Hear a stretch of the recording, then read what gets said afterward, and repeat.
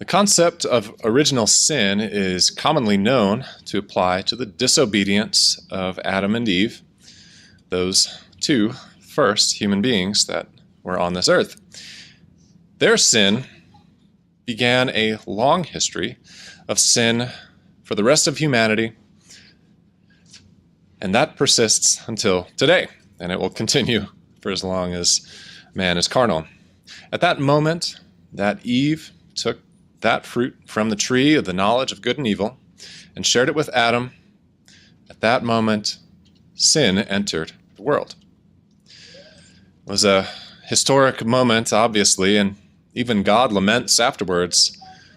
He said, paraphrasing, if only he would also take of the tree of life and live forever. But as we know, that didn't happen, and we now live life in this way that we do. And we know, of course, that it had to be this way. Man has free will. God created him with free will so that mankind can choose to obey God and build that character of willingness, obedience that God so much wants to see. But as we can see here, God made the choice, the wrong choice, and sinned right out of the gate, right from the beginning.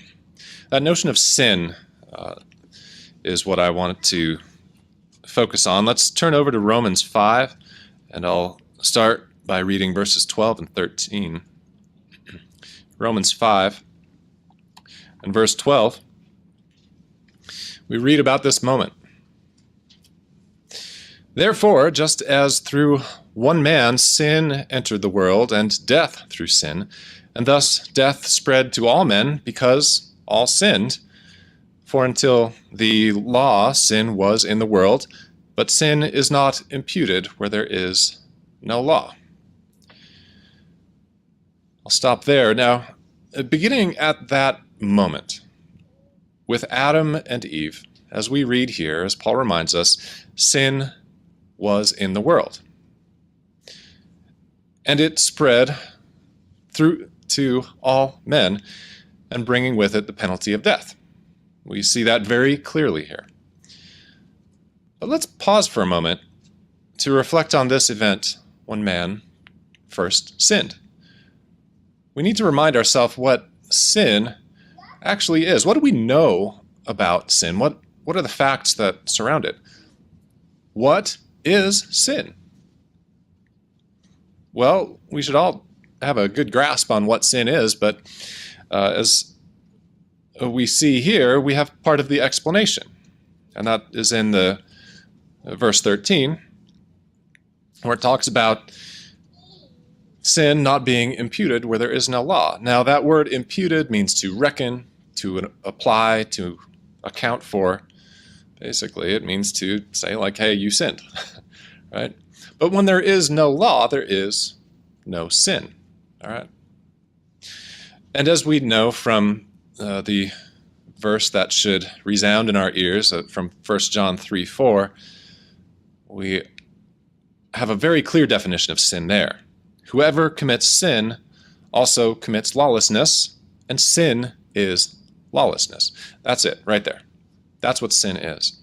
Now this means, now reading what we have here in Romans 5, verses 12 and 13, that there was a law. There must have been a law in effect at the time of Adam, because he sinned.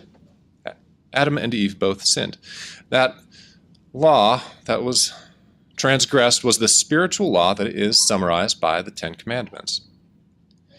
Plain and simple, if we see that there is sin, that means that there is a transgression of the law.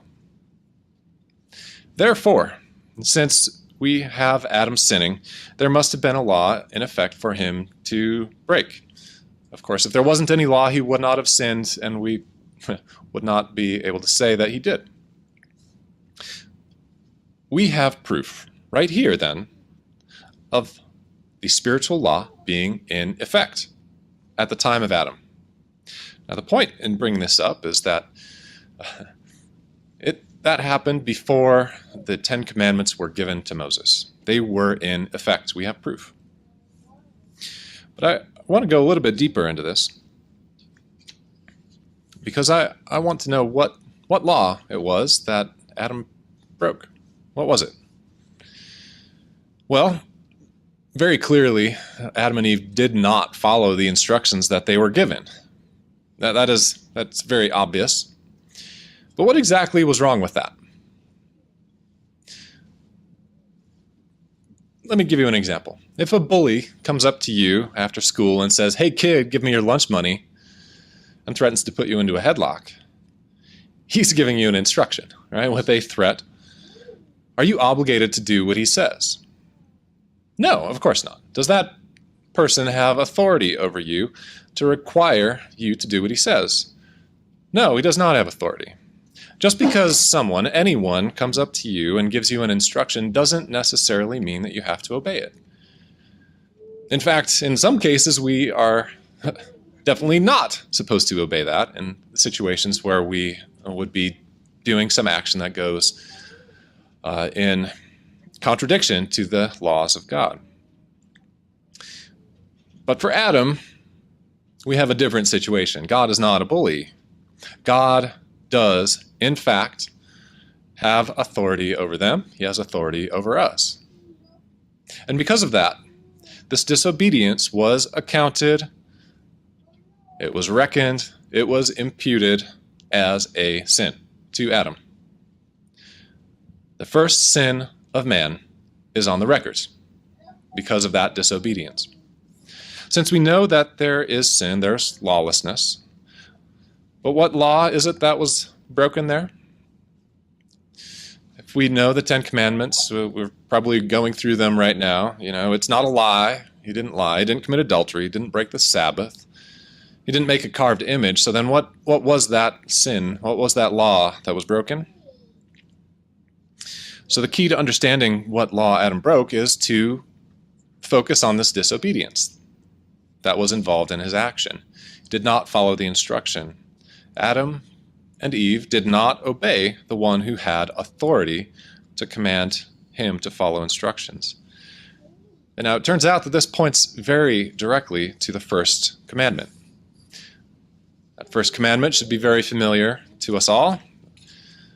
It's very simply stated as part of my sermonette title: "You shall have no other gods before me." That's the first commandment.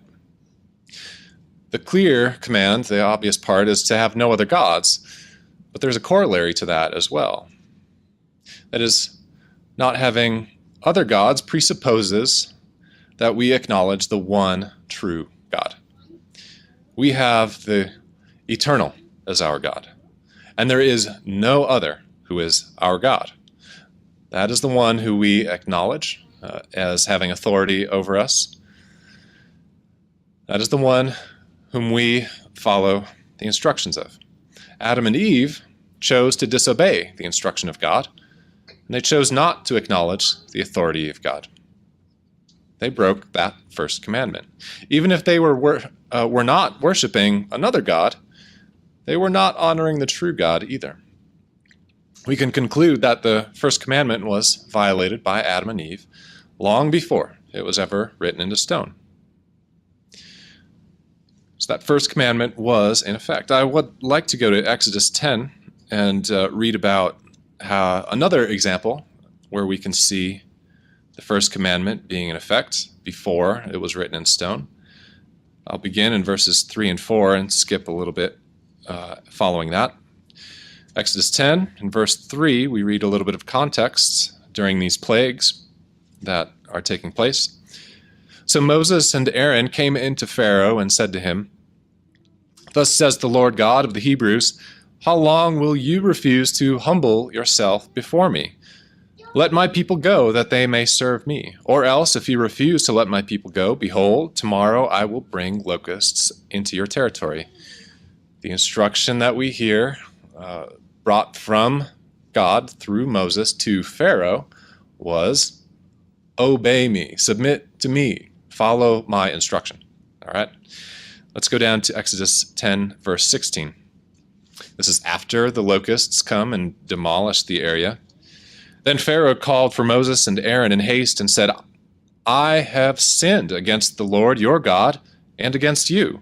Now therefore please forgive my sin only this once, and entreat the Lord your God that he may take away from me this death only. We can see that even Pharaoh, to whom the law was not directly given, he acknowledged his sin against God. He said that he was admitting that he was not obeying God's instruction, and he correctly identified that he was sinning. It was a sin to not obey. And he was certainly worshiping other gods as well. He even says, your gods, your God, rather. Here's more proof that the first commandment was in effect before the 10 commandments were written in stone. I'd like to give you one last example of the first commandment being in effect before the 10 commandments were given. This is in Ezekiel 28 and verses 15 through 17. This is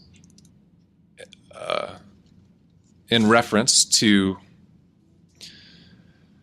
Lucifer before the creation of man. Ezekiel 28 and verse 15. You were perfect in your ways from the day you were created till iniquity was found in you. By the abundance of your trading, you became filled with violence within, and you sinned. Therefore I cast you as a profane thing out of the mountain of God, and I destroyed you, O covering cherub, from the midst of the fiery stones.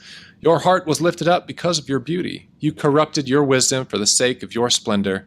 I cast you to the ground. I laid you before kings, that they might gaze at you. Let's pick up a few things that stand out in this passage. We hear about the iniquity, that imperfection befall from God's instruction. And pride is clearly indicated here as well. And what is pride? It is that elevation of self above God. Again, not recognizing the authority of God, and even putting self above that. And Lucifer did not honor God and his authority. We know that. And what is it called here? It is called sin. You sinned, it says. Sin is the transgression of the law, that spiritual law. The law was in effect since before the time of man. That first commandment to honor and obey God's authority and have no other gods before him. The spiritual law of God has been in effect for eternity. We've seen evidence of the fact that the first commandment to have no other gods before the eternal was broken before the 10 commandments were given to Moses and before even the creation of man. For us, the lesson is clear. We need to honor and obey God's instructions. When we have the eternal as our God and no other, we love and honor him, demonstrating our love through submission and obedience. That is what we do. The point that we need to understand is that if we don't follow God's instructions and if we don't believe him, we are not acknowledging him as God, and we break the first commandment that has been in effect and will remain in effect forever.